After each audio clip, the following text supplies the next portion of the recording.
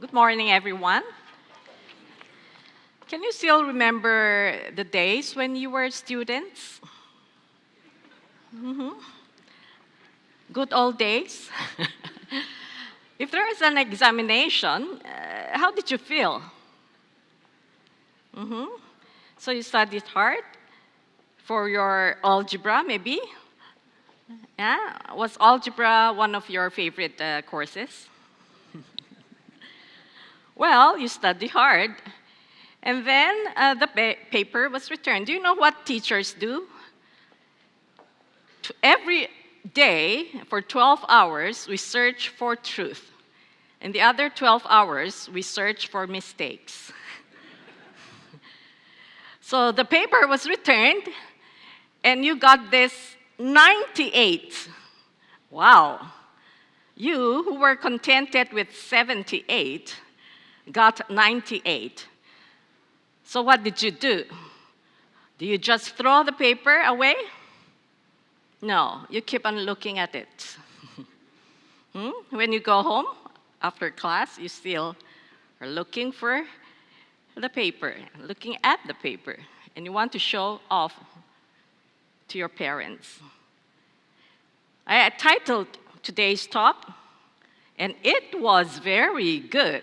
I still remember when there are papers returned with the very good signature of my professors and teachers. You remember those handwriting as well. Last Sunday, we learned why our work matters, who instituted work, why work is a gift, how work is a calling, how being salt and light makes our work as Christians even more significant. The relationship between work and Christian faith, however, has not always been easy. We tend to fall into two misconceptions. One, that work is not that important calling, worthy of God's calling.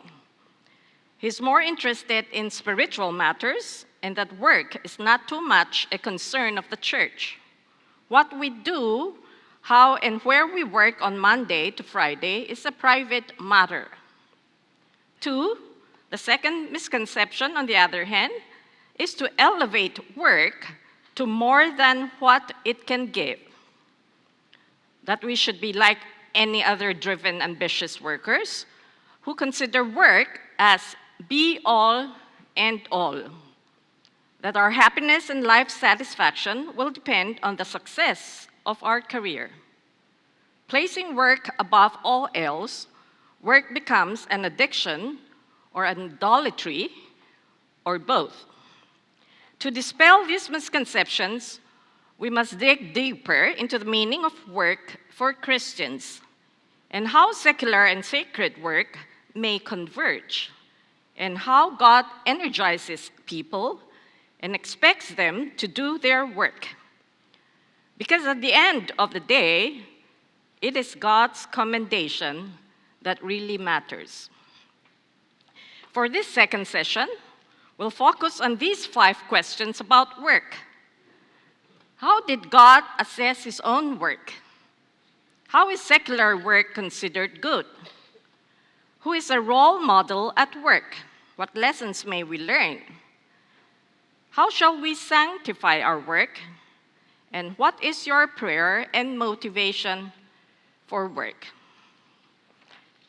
We have this slogan, life is short, talk fast.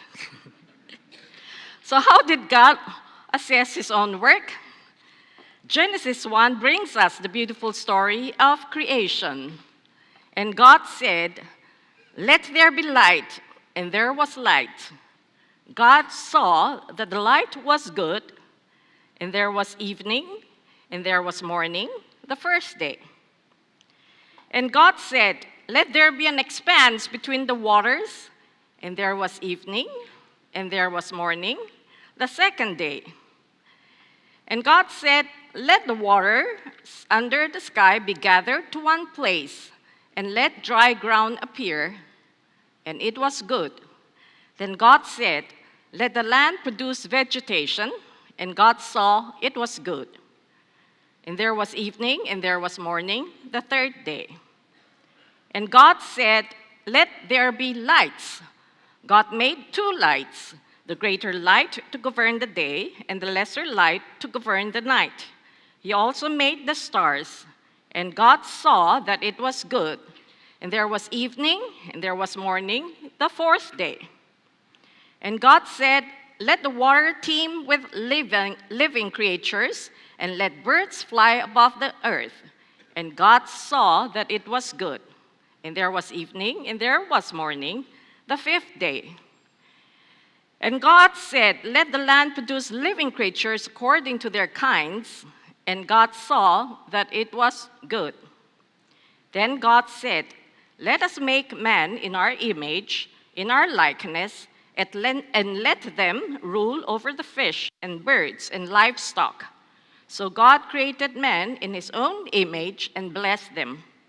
God saw all that he had made, and it was very good. And there was evening, and there was morning, the sixth day.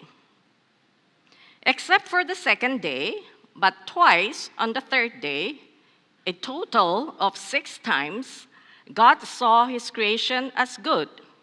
With the last one, it was very good. The theologian John Calvin commented that God surveyed his work so that he might take pleasure in it. God approved and enjoyed his own creation. 1 Timothy 4 concurs, "For everything God created is good, and nothing is to be rejected." This is such a strong warning for us against wastefulness. James 1 reminds us to be grateful. Every good and perfect gift is from above. Kierkegaard explains that God makes everything into a good and perfect gift for the one who has heart enough to be humble and heart enough to be confident. Heart enough to be humble and heart enough to be confident. How is secular work considered good? The sacred-secular divide has unfortunately led to the view that there are certain vocations that are considered more sacred than others, hence setting up an unspoken hierarchy listing from the most sacred to the most secular jobs. This false dichotomy results in a split-level mentality, separating our lives to Monday to Friday work versus weekend church life. The theologian Paul Tillich, however, disagrees with this mentality.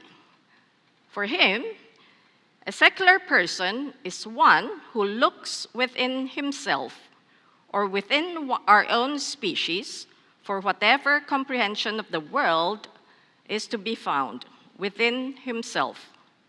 A sacred mind, on the other hand, is one who looks toward the beyond, toward the another, toward God.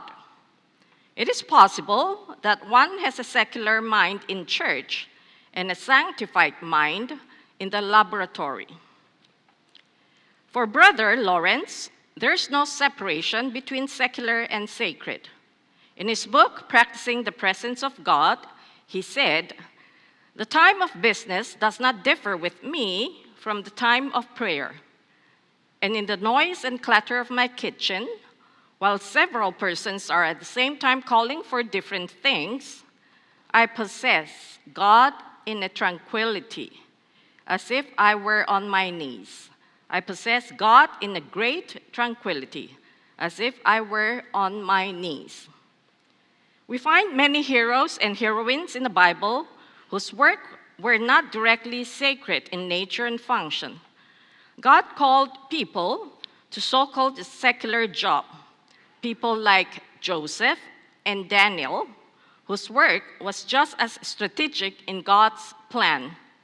Joseph worked in the court of Pharaoh in Egypt. Daniel worked in the court of King Nebuchadnezzar in Babylon. In the New Testament, we meet a couple, Priscilla and Aquila, whose work in tent making gave Paul a place to stay in his preaching travels. Their presence strengthened the first century churches, and Paul gave credit to them for explaining the Gospels more accurately to Apollos, a major evangelist. Then we meet Lydia, a businesswoman who sold purple silk cloth. She was a proselyte who was Paul's first convert in Europe. Her hospitality and generosity to the itinerant missionaries were renowned and acknowledged in the Bible. Who is a role model at work? What lessons may we learn?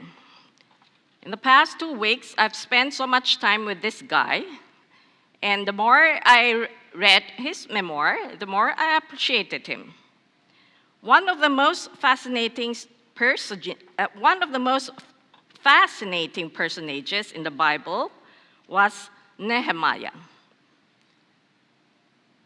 whose resume read a cupbearer, a wall builder, and a governor.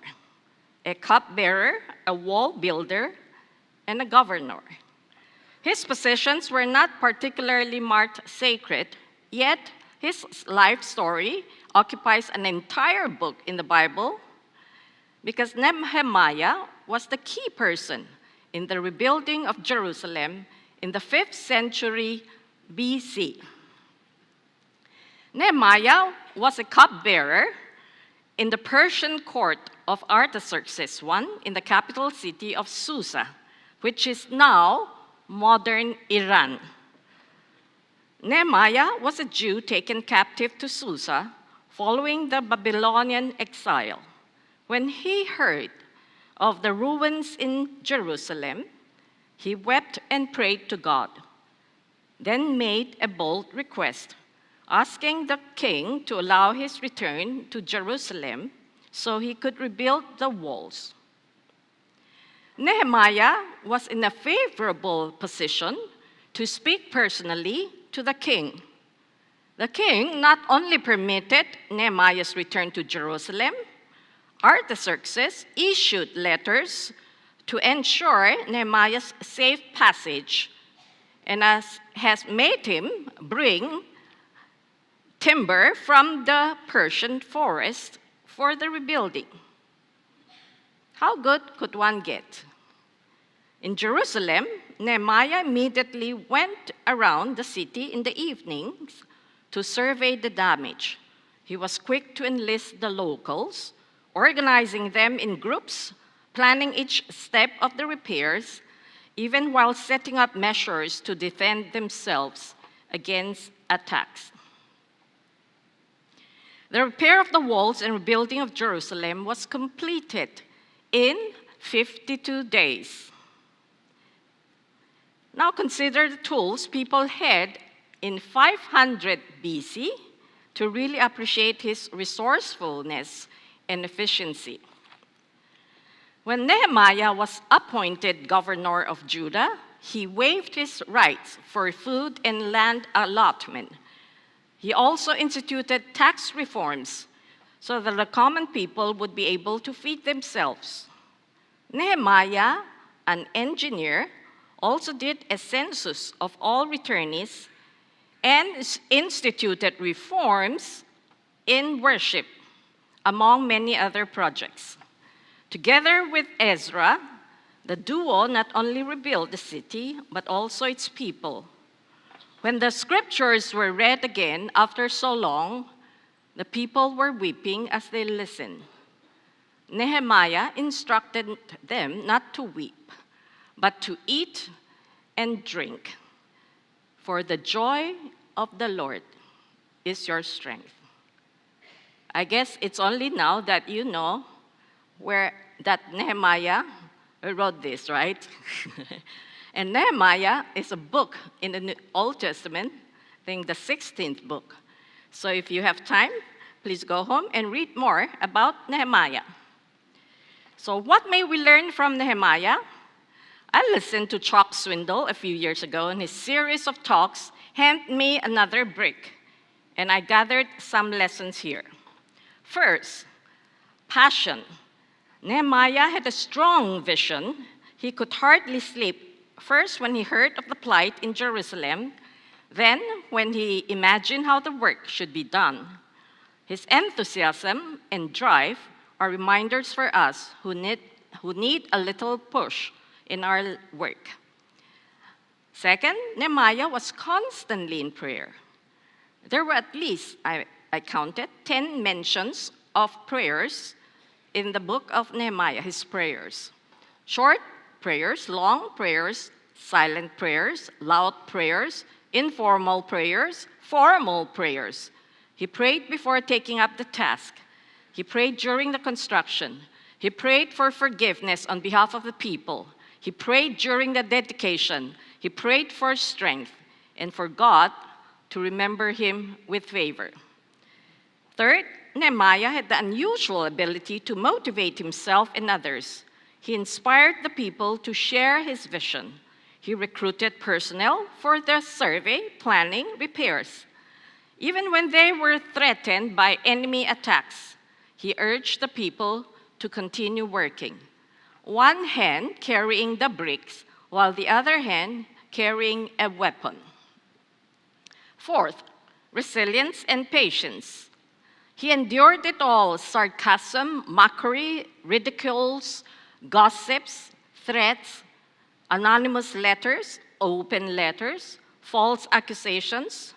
Yet Nehemiah was not distracted by the repeated schemes of the enemies.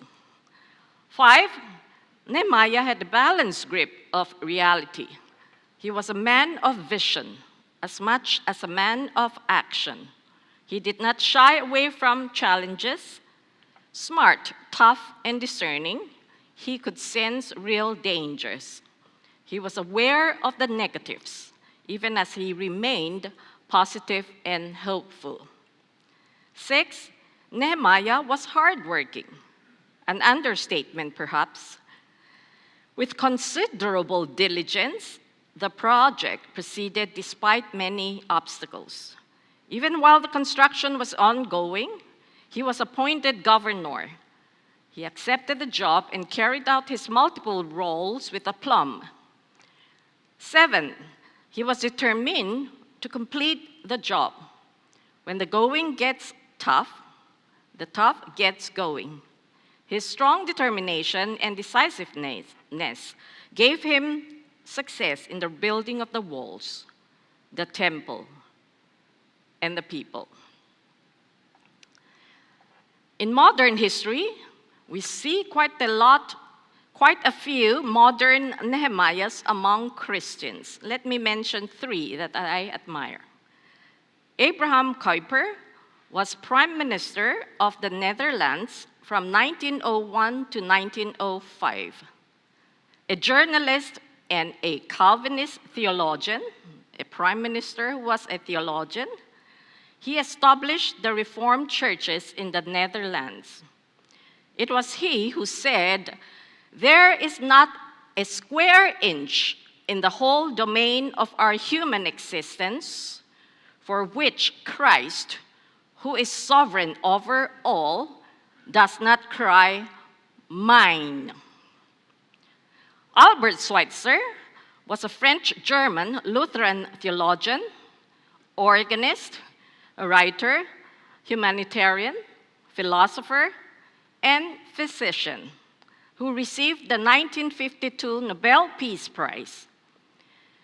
As a physician missionary, he founded and sustained a hospital in West Central Africa. In this Time magazine cover, the caption reads, "He who loses his life shall find it. He who loses his life shall find it."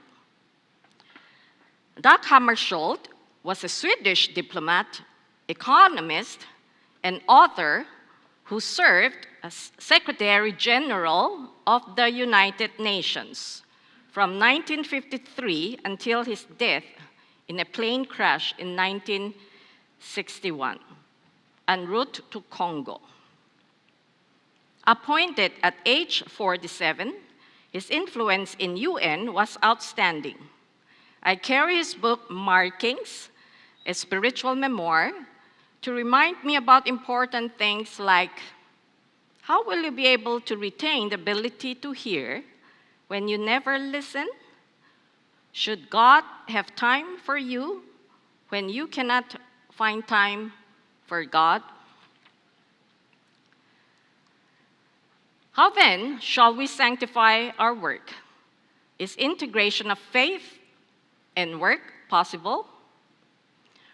Martin Luther was once approached by a working man who wanted to know how he could serve the Lord. Luther asked him, "What is your work now?" The man said, "I'm a shoemaker."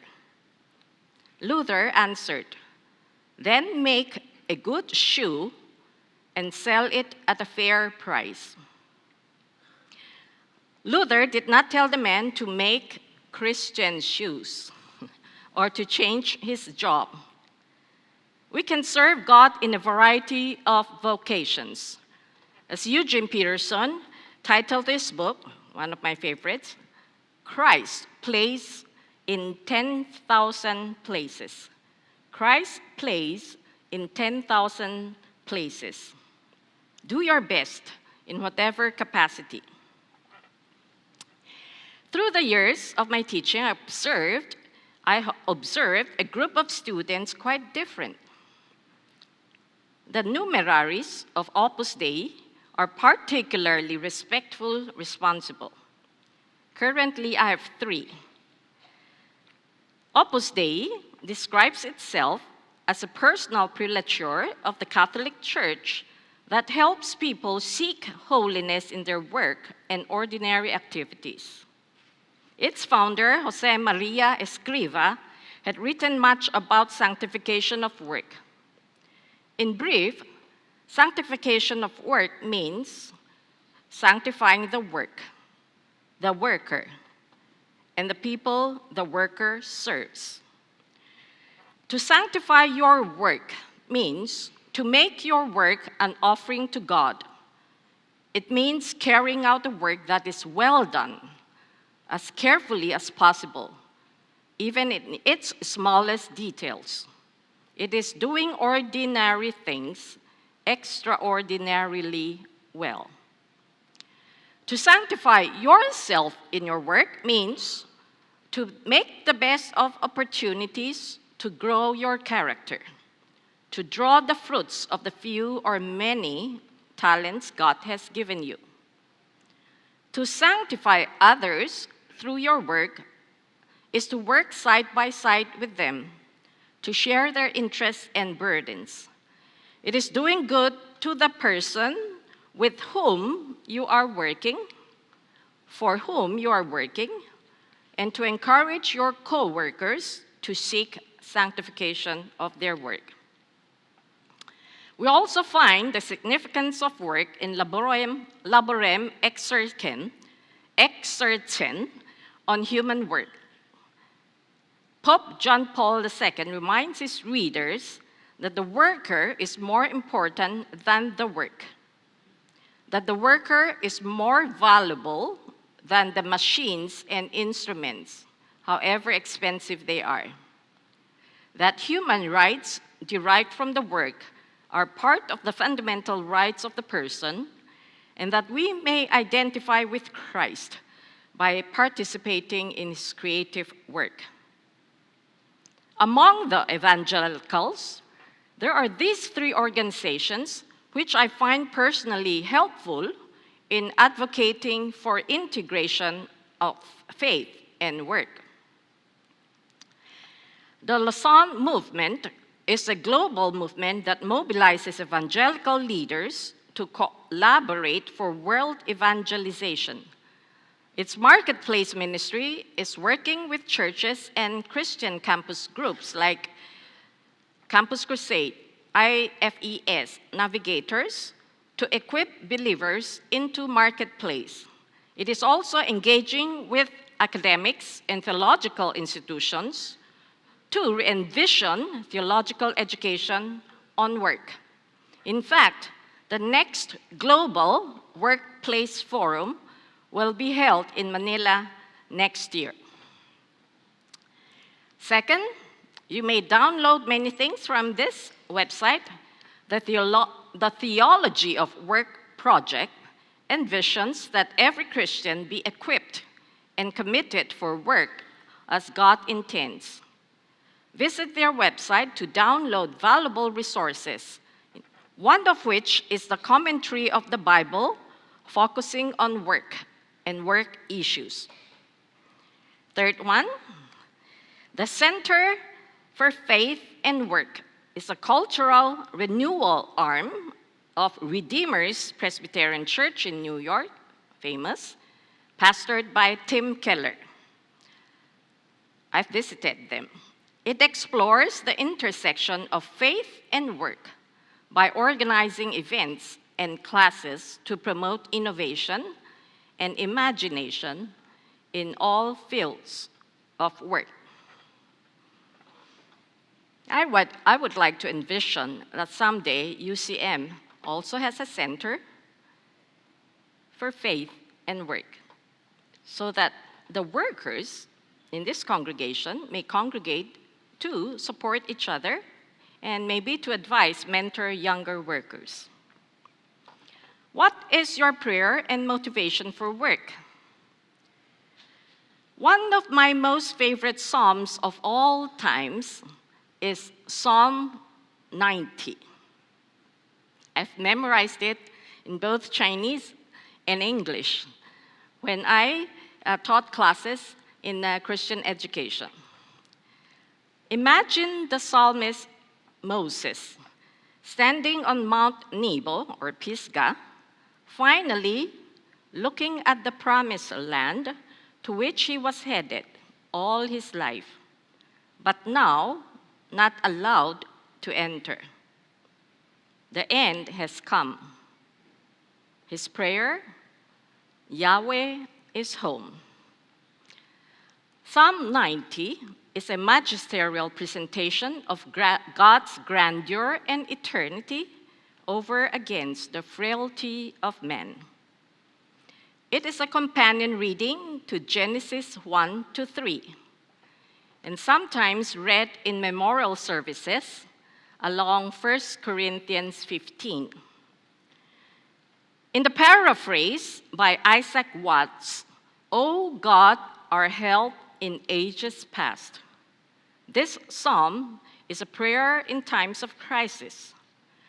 The two contrasting themes are God, the eternal, and men, the ephemeral. This comparison puts our entire existence, in fact, our entire work life, in perspective. Before the mountains were made, God was there. He's still here today and will be here forever. How about us? Where were we before we were born? Where shall we be in a few years, a few decades? Our entire existence is just a speck of dust in the vast universe. Our total lifespan is merely 3 hours, a watch in the night. Very humbling. It is in this context, lamenting the brevity of life, that this prayer in verse 12 sounds so poignant. Teach us to number our days aright, that we may gain a heart of wisdom. Teach us to number our days aright, that we may gain a heart of wisdom. Say that to yourself when you are on social media. teach us to number our days aright, that we may gain a heart of wisdom. On the next verse, a seismic reversal happens. The majesty of God is transformed to his covenant faithfulness. His wrath yielded to compassion. God has intervened.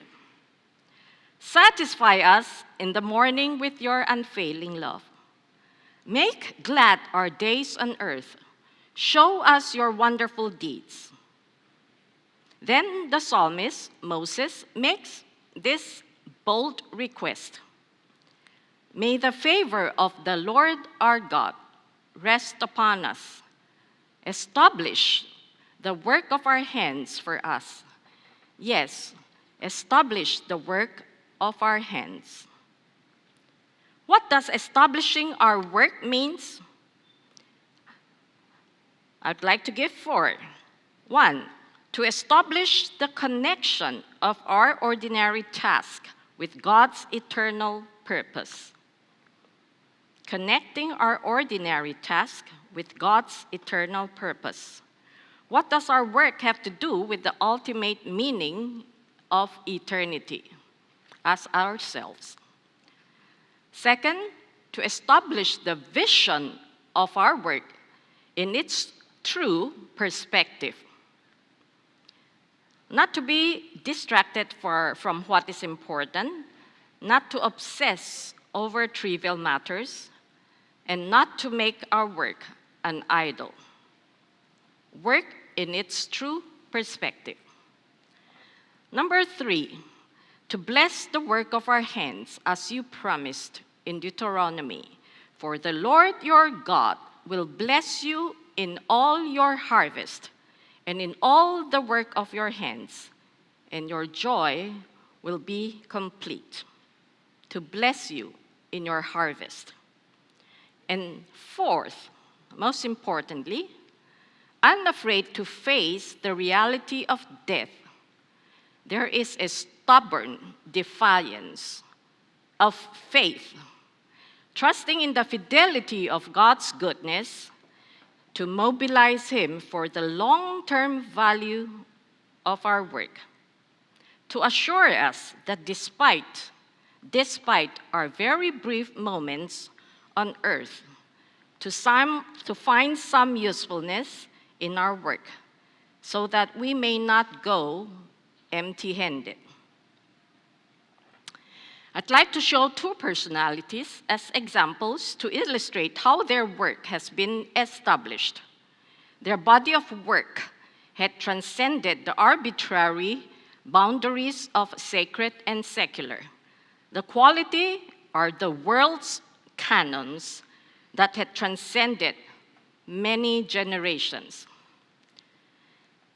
Johann Sebastian Bach is the greatest organist and composer of the Baroque period and was the most productive in the entire music history. His music included the hundreds of preludes and fugues, suites, Goldberg variations, 6 Brandenburg concertos, 8 motets, the beautiful Mass in B minor, 2 massive passions of Saint Matthew and Saint John, and 300 cantatas, of which 200 have survived. I would say I've listened to all of this, maybe 3/4 of all of this, except for all the cantatas. Today, some 250 years after his death, we are still playing and singing his music. All serious music students go through Bach. Martin Luther's A Mighty Fortress is Our God is sung to Bach's music. Now, I'd like to make the relationship between Martin Luther and Bach. At age 48, Bach acquired a copy of the 3-volume Martin Luther's translation of the Bible. He underlined passages and made notes in the margins. On the margins of 1 Chronicles 25, a listing of Davidic musicians, he scribbled, "This chapter is the foundation of all God-pleasing music. On 2 Chronicles 5:13, which records the temple musicians praising God, Bach noted, "At a reverent performance of music, God is always at hand with his gracious presence." As Bach was dying, his last composition, a chorale, was aptly titled, "Before thy throne, O Lord, I stand."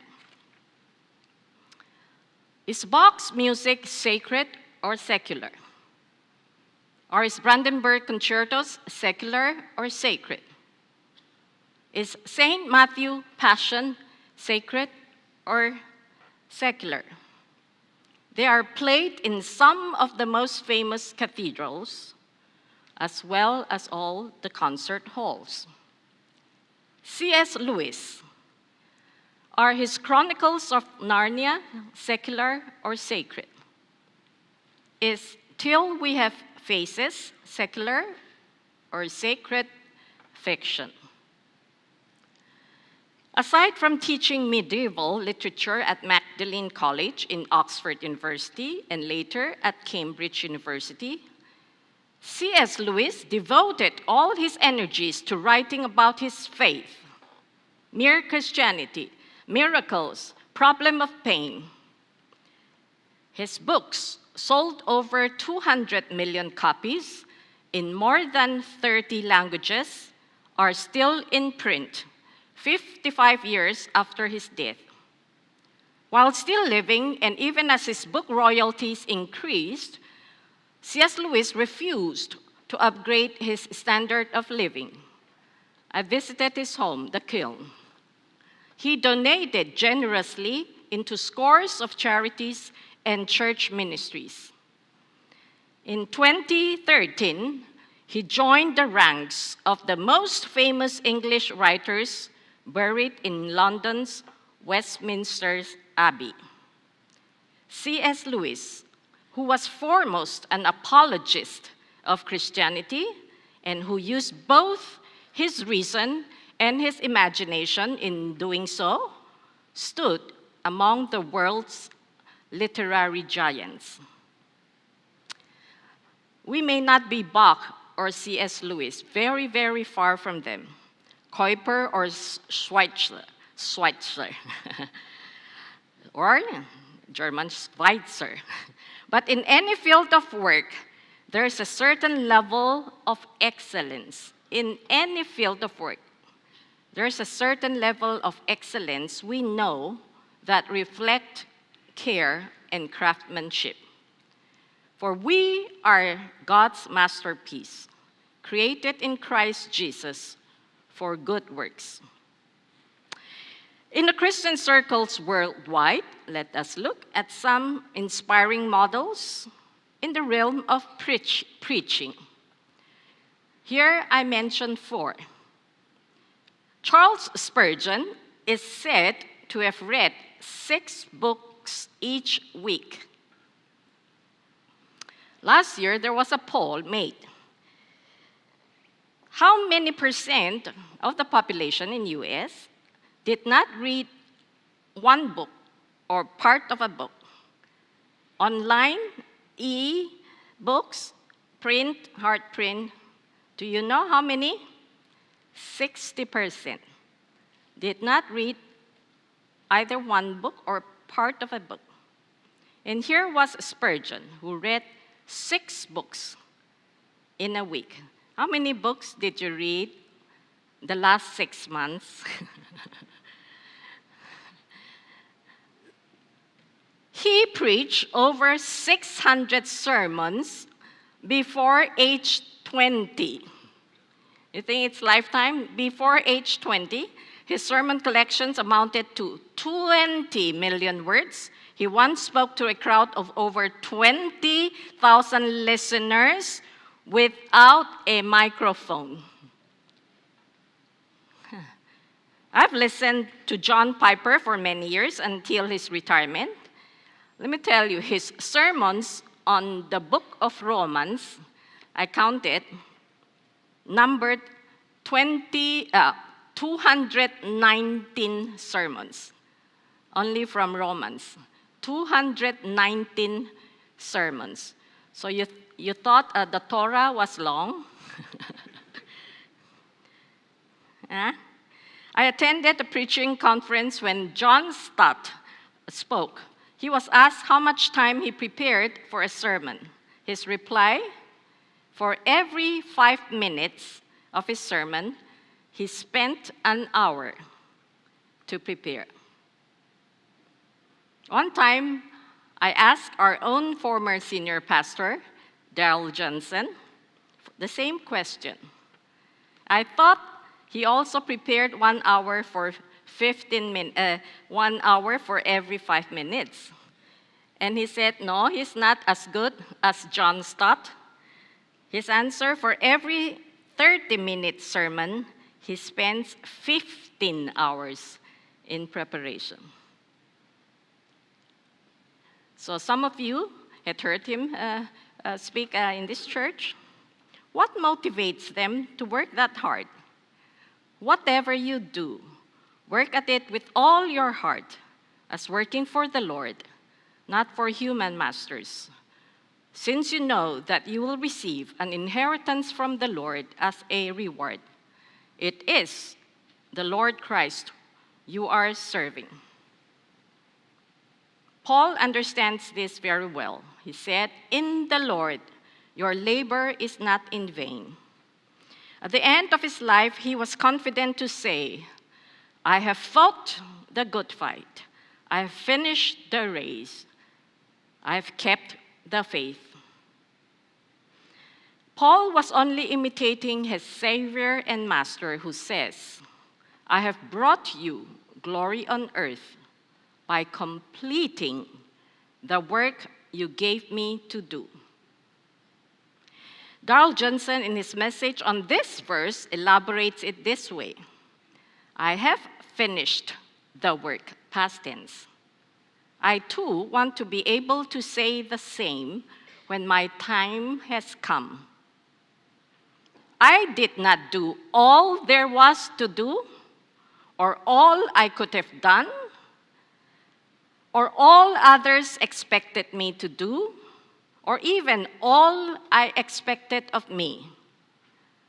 But I did all what you called me to do. Glory of God is the driving force in all I did. I thus conclude this 2-sermon series. Every Christian ordinary worker has an extraordinary role in the world. Not only does our work matter to God, God prizes us as co-workers and values our work.